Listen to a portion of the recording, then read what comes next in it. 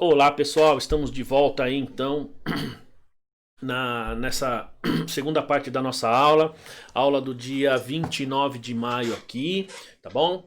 A gente está falando aí sobre o aziendalismo, tá certo? Estamos falando sobre aziendalismo, então vamos finalizar o aziendalismo, porque se vocês olharem aqui, ó, a gente já vai começar então com o patrimonialismo, tá bom? Então, se a gente finaliza essa aula de hoje aí.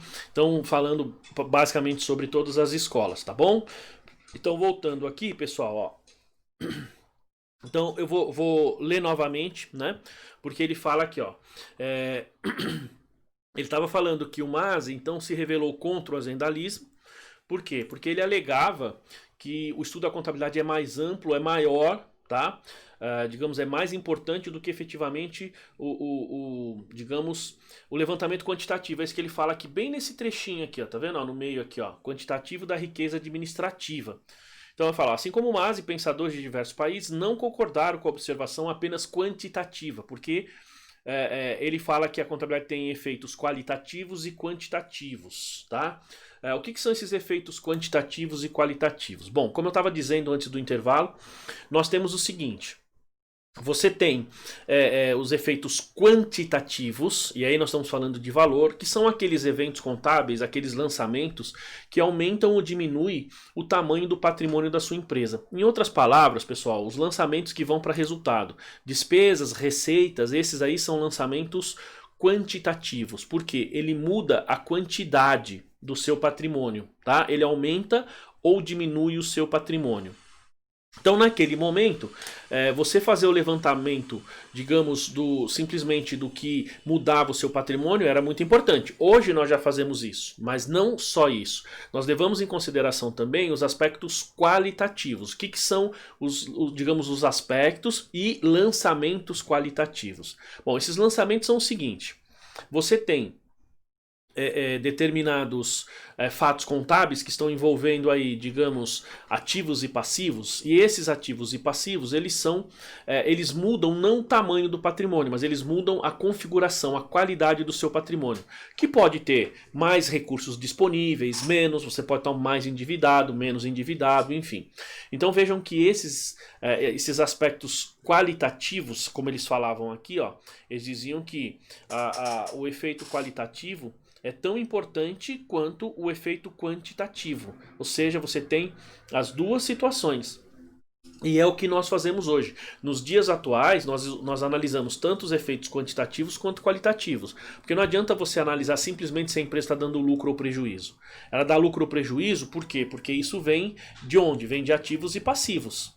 Consequentemente, os seus ativos e passivos, digamos, eles não te geram nada, consequentemente você não tem resultado. Perceba que isso é uma ligação, estão ligados esses itens, não dá para você dissociá-los, tá certo? Bom, aí a gente entra aqui então no patrimonialismo, mas só para a gente finalizar aí digamos, o azendalismo, a gente tem o seguinte. Então o azendalismo ele estava mais preocupado com os efeitos que ocorrem dentro de uma empresa. Alguns pensadores entendiam que você tinha diversas ciências dentro de uma mesma empresa, o campo de aplicação era a empresa. Alguns deles, inclusive, entendiam que esses eventos econômicos, esses fatos econômicos que aconteciam na empresa. Então a contabilidade tinha a função simplesmente de levantar e apurar esses dados e não de estudá-los, e principalmente de forma quantitativa, não qualitativa. Outros estudiosos como o Masi, né? Ele fala aqui, ó, o Vincenzo Masi e outros historiadores, estudiosos, pesquisadores, eles entendiam que não, que a contabilidade era maior do que isso. E efetivamente tá bom? Só que a gente veja, a gente não pode falar assim, puxa, aquelas pessoas não sabiam. Não, é porque naquele momento aquela linha de pesquisa, aquela linha de pensamento se mostrava a mais importante, correto? Bom, agora a gente entra então, pessoal, no patrimonialismo. Então vejam aqui que quando a gente fala de patrimonialismo, nós estamos falando de algo mais recente. Se você olhar aqui em cima, ó, ele fala aqui, ó, sua primeira formulação se deu em 1923. Tá? Com Vincenzo Masi, que considerava como objeto de estudo da contabilidade os fenômenos do patrimônio aziendal. Tá? Então, Sua primeira formulação se deu em 1923. Nós já estamos falando aqui, gente, de século XX. Já é muito mais próximo daquilo que nós temos no nosso dia a dia hoje, tá?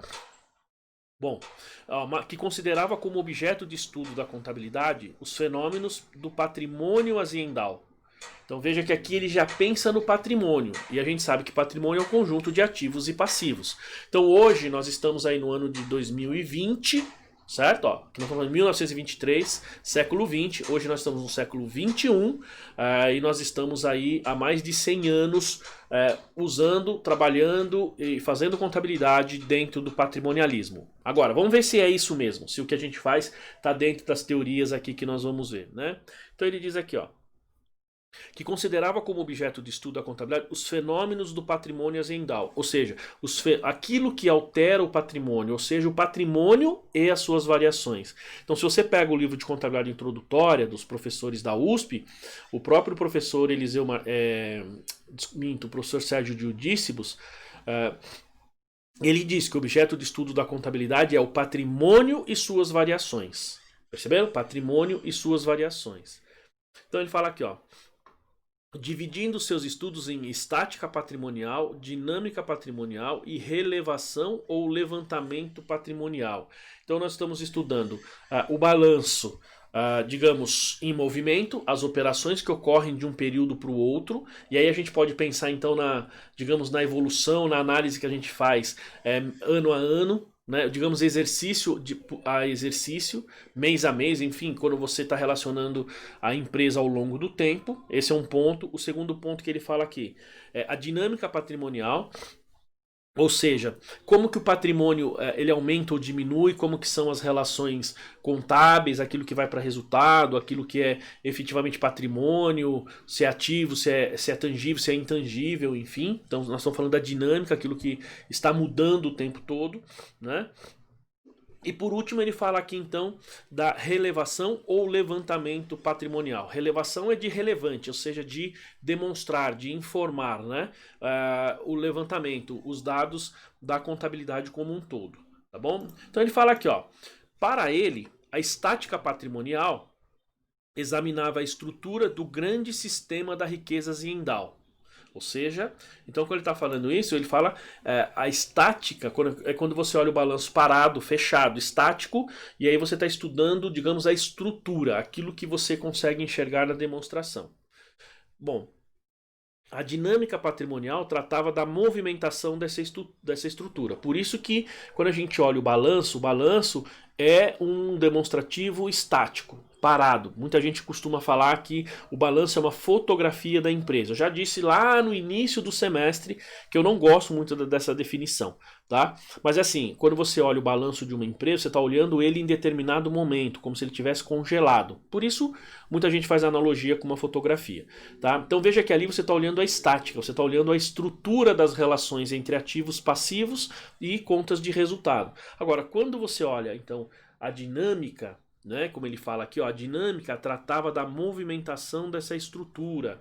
Então ele está falando que a dinâmica é a movimentação, como que os ativos e passivos eles se movimentam, como é que os lançamentos são feitos, os diferentes métodos e formas de reconhecimento e mensuração, se isso é resultado, se isso é patrimônio.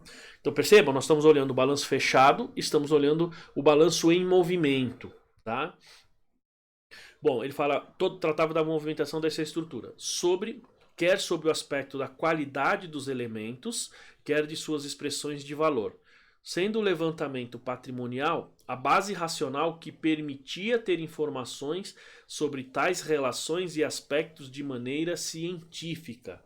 Então, vou ler isso aqui de novo para vocês, porque isso aqui é bem importante. Ó, ele fala aqui, ó, vou ler aqui de novo. Então ele fala, para ele a estática patrimonial examinava a estrutura, né?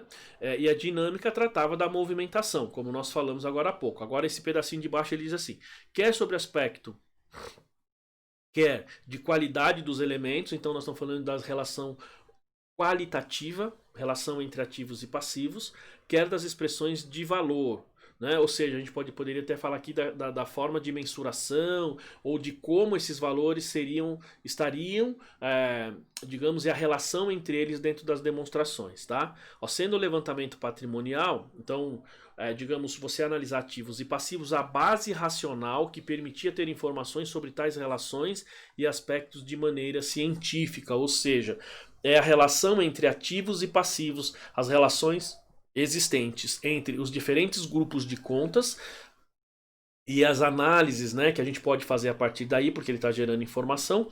Isso, digamos, no ponto de vista aqui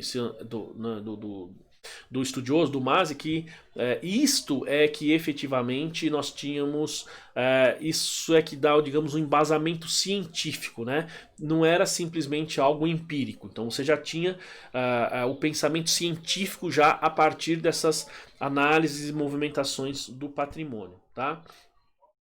Bom, então ele fala aqui, ó, em 1924, então ele escreveu um artigo e falava assim, ó, a presteza bancarrota científica de la ragioneria.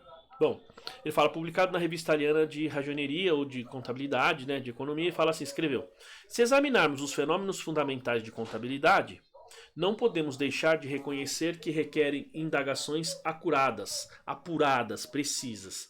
Não se pode negar que se torna necessário observá-los, expô-los, procurar explicá-los. Então, se a gente for pegar o conceito hoje de contabilidade, é bem próximo disso que nós estamos lendo aqui, tá? Fala aqui, ó. Expô-los depois de munidos dos ensinamentos oferecidos pelas pesquisas feitas com o subsídio de métodos especiais de investigação próprios das ciências experimentais. Daí retirar normas de prática aplicação a casos concretos. Ora, os fenômenos de custos, das receitas, do rédito, ou seja, do lucro, das entradas, das saídas financeiras, para lembrar só alguns dos mais evidentes fenômenos contábeis já por nós referidos. São todos investigados em suas fases de constituição e de evolução e apresentam problemas que sempre se apresentaram e sempre se apresentarão. Ou seja, ele já dá uma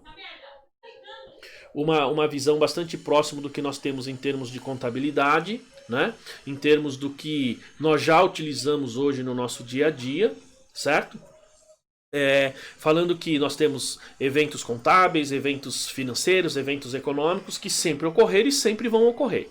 Tá certo? Então, quando ele já pensa isso, então já estamos já no 1924, não está errado, o pensamento está correto e é algo que nós fazemos até hoje, é algo que nós nos preocupamos até hoje, certo? Bom, ele fala aqui, ó, em 26, então na revista italiana lá de ragioneria, então ele publica um outro artigo, a contabilidade como ciência do patrimônio. Então vejam que aqui ele já pensa na contabilidade como, digamos, algo que está preocupada, cujo objeto passa a ser o patrimônio e não mais, digamos, a azienda em si, ou o rédito, ou as contas, né? Ou as pessoas, percebe? Ó, vai evoluindo ao longo do tempo. Bom, então Masi aqui, ó, ele fala aqui, ó, teve como inspiração as obras de Besta, né, de Fábio Besta, embora enunciasse o seu próprio objeto de estudo. O patrimonialismo só tomou forma apurada e teve divulgação que lhe foi peculiar fora da Itália, pois o ambiente na época não lhe favorecia com tantas ideias preconizadas pelos aziendalistas que formaram uma forte escola. Então vejam que essas teorias, se você tem determinados, digamos, estudos que em determinadas regiões eles não vingam, né? Eles não vão para frente. Por quê? Porque as pessoas são tão enraizadas, né, em determinados conceitos, em determinadas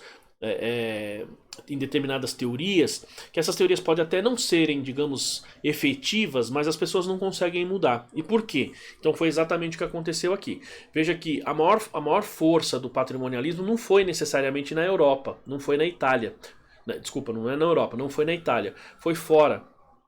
Por quê? Porque lá você tinha um pensamento muito enraigado, né, muito enraizado, falando de outras escolas, do azendalismo, por exemplo. Né, e na época, principalmente do azendalismo. Então, o patrimonialismo não conseguiu crescer. Ele se desenvolve em outros lugares. Tá? Bom, ele fala aqui, ó. Masi adotava a posição de que o mais importante como objeto de estudo é a essência dos fatos e não a sua forma de apresentação. divergindo com essa ideia fundamental os estudos feitos pelas demais escolas do pensamento. Então aqui a gente já tem essências sobre a forma, que já começa a surgir em 1900, eu vou falar em 1920, né? Vamos pegar mais ou menos aí, porque esses artigos nós estamos em 1923, 24, e esses estudos demoram muito mais tempo para ser feitos. Então, vejam que aqui ele ele já entende que a contabilidade deve ser feito. Olha só, pessoal, nós estamos falando em 1924, ele fala em essência e forma. Tá? Enquanto que no Brasil, a aplicação prática disso se deu a partir de 2008, que a gente passou a pensar somente na, digamos, porque até 2008 a gente pensava somente na forma. Tá? Então vejam como é a evolução. Então hoje, se a gente for pensar aqui no Brasil em termos de aplicação, nós estamos fazendo o que já era para ter sido feito desde a partir de 1924, aí, 25, 20, ou seja, na década de 1920. Tá? Bom, ele diz aqui, ó, então o que ele argumentava, né? Falava, ó, a concepção de contabilidade como ciência do patrimônio não destrói, de fato, as pesquisas do passado. Então vejam que aqui ele diz que o fato de você estudar o patrimônio, de a contabilidade ter como objeto de estudo o patrimônio, ele não destrói as pesquisas do passado. E isso é um fato, isso é verdade. Ele diz assim, ó, confiando à contabilidade não só o estudo do levantamento patrimonial, mas também, sobretudo, aquele do objeto deste levantamento, o patrimônio aziendal. Então veja que ele diz que a contabilidade não é só o estudo do levantamento, né? Não é só você levantar os dados, mas ele fala aqui, sobretudo aquele objeto do levantamento. Por que a gente levanta, por que a gente apura essas diferenças? As diferenças do patrimônio, o rédito, né? Os eventos que acontecem digamos, na azienda, nas empresas. Porque nós estamos analisando, digamos, o que faz esses itens se alterarem, que é o patrimônio, né? Observando nos seus aspectos estático e dinâmico, né? Aí ele diz aqui, ó, acresce ao conteúdo a importância e a dignidade científica. Então vejam que ele diz que estudar contabilidade, ou seja, que o objeto seja o patrimônio, não se desfaz dos estudos anteriores, mas complementa. Certo? Por quê? E ele diz que o objetivo é estudar a causa, né, digamos, desses eventos de forma estática ou de forma dinâmica, que é o patrimônio. Certo? Bom, então a contabilidade de fato, ó, sempre estudou o patrimônio, mas as suas indagações foram no campo teórico, primeiramente limitada aos estudos dos instrumentos de levantamento patrimonial e sucessivamente se passou ao estudo do objeto de tais lançamentos. Então veja que ele fala, primeiro, o estudo do patrimônio nas suas indagações foram o campo teórico, certo? Ou seja, então, primeiro, quando você pensa lá atrás, nos processos contábeis, nós estamos pensando simplesmente na teoria, está formulando a teoria. Tá? Você ainda está formulando os pensamentos. Primeira coisa. Segunda, ele fala aqui, ó, mas as suas indagações foram um campo teórico limitadas aos estudos do levantamento aos instrumentos de levantamento patrimonial. Isso significa que num primeiro momento o foco dessas teorias todas contábeis ela estava naquilo que utilizava-se para fazer o levantamento do patrimônio e não no patrimônio em si, tá? Aí ele fala aqui, e sucessivamente se passou ao estudo do objeto de tais levantamentos. Então, num primeiro momento, você pensa em contabilidade, digamos, na ciência, num momento mais, digamos, de formação de ideia.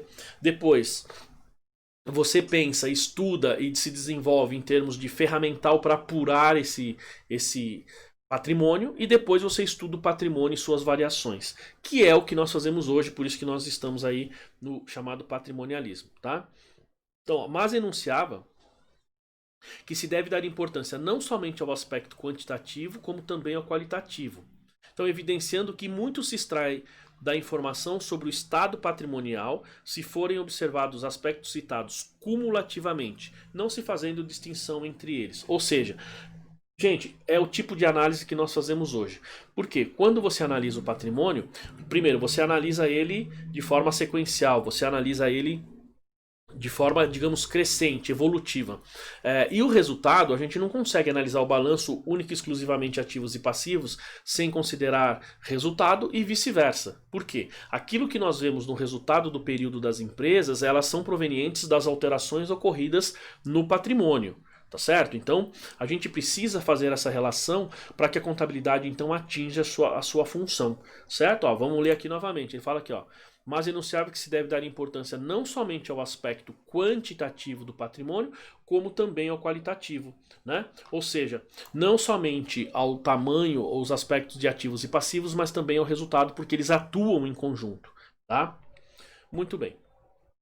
Ó, outra importância dada aí por Masi, né, era a distinção dos tipos de aziendas em empresas.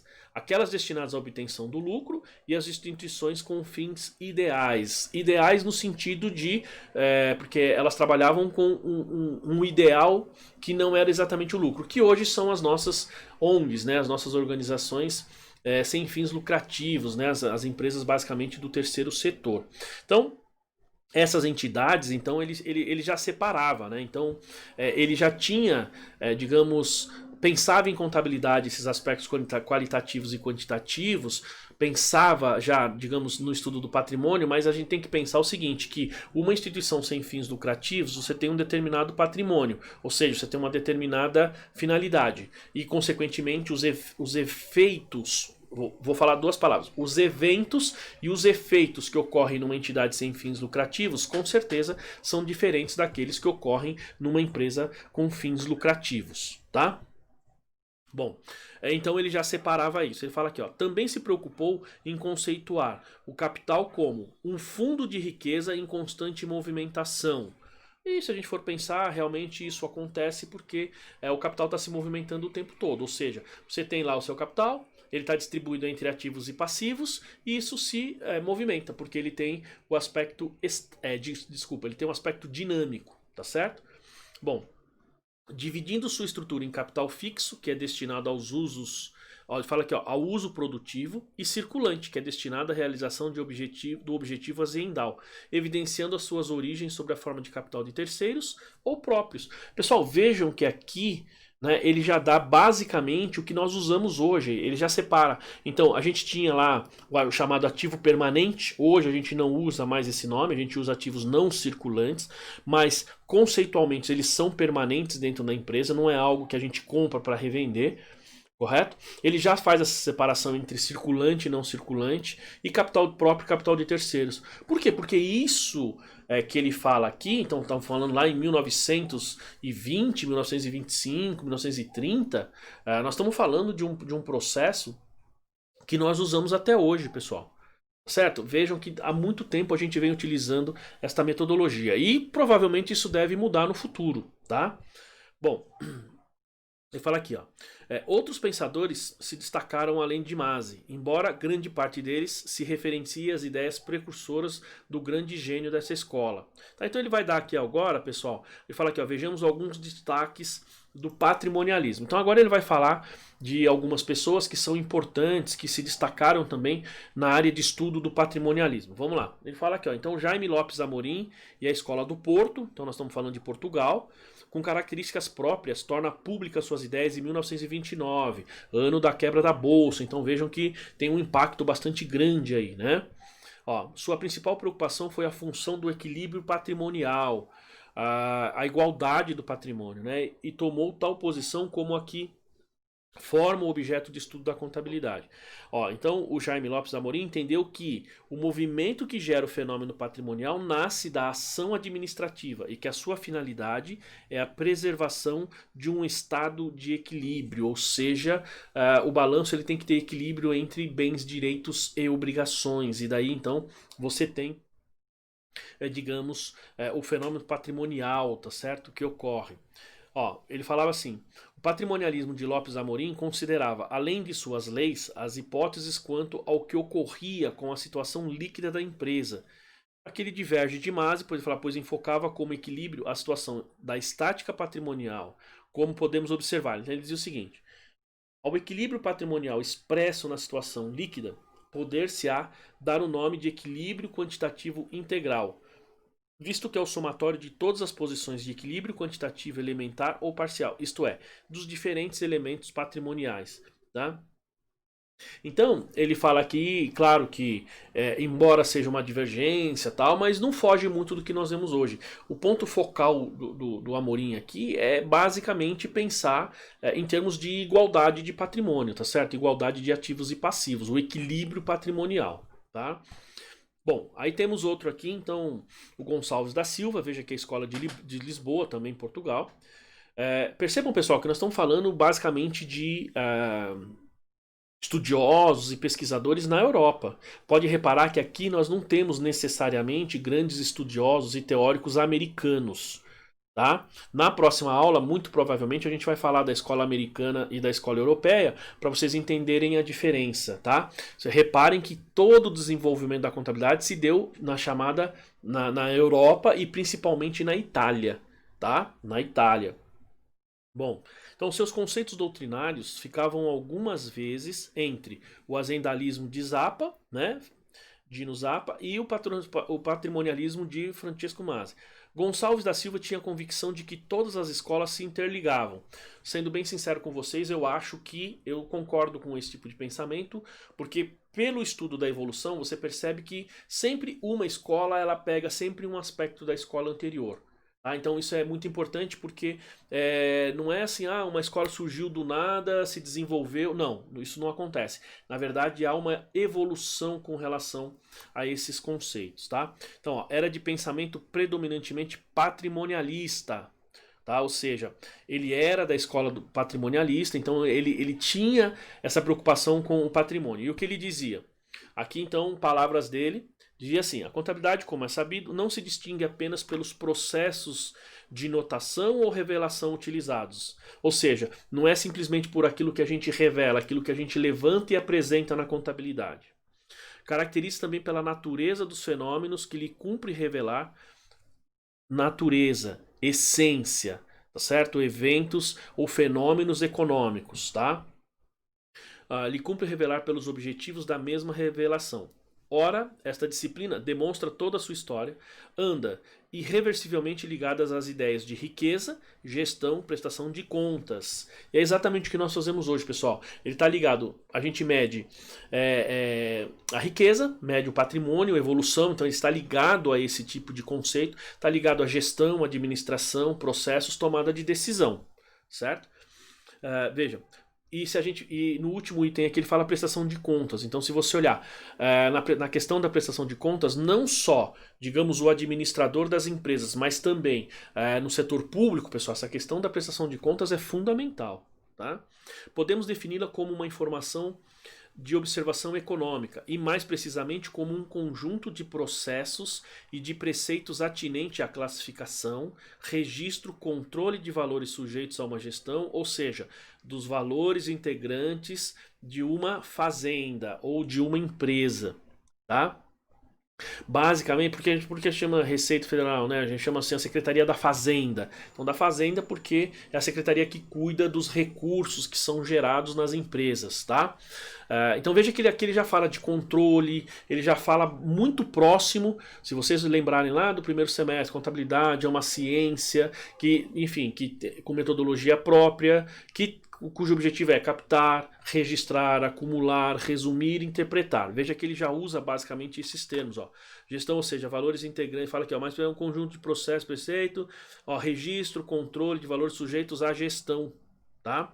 Bom, as grandezas com as quais lidam os contabilistas, entradas, saídas, existências, custos, proveitos, derivam de operações ou acontecimentos que, de qualquer modo, modificam a composição ou o valor do patrimônio. Do ponto de vista administrativo, o aspecto patrimonial das operações efetuadas sobreleva todos os demais. Então veja que ele já fala que essa mudança no seu patrimônio então gera aí os efeitos qualitativos e quantitativos, o que é fundamental para a tomada de decisão.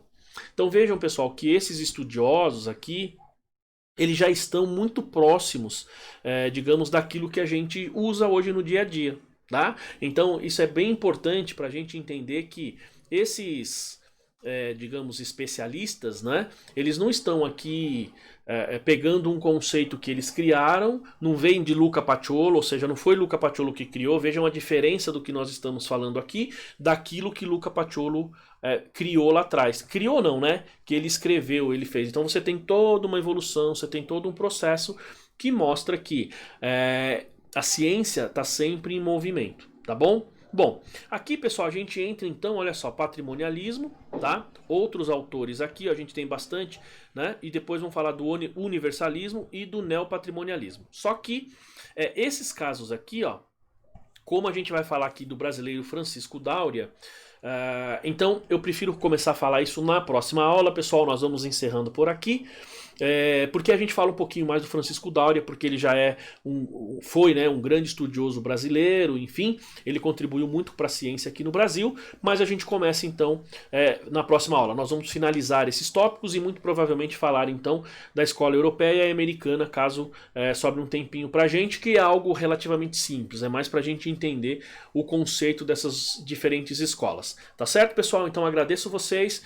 Fiquem em casa aí, se mantenham aí preservados, que Deus abençoe cada um e até a próxima aula. Muito obrigado, pessoal!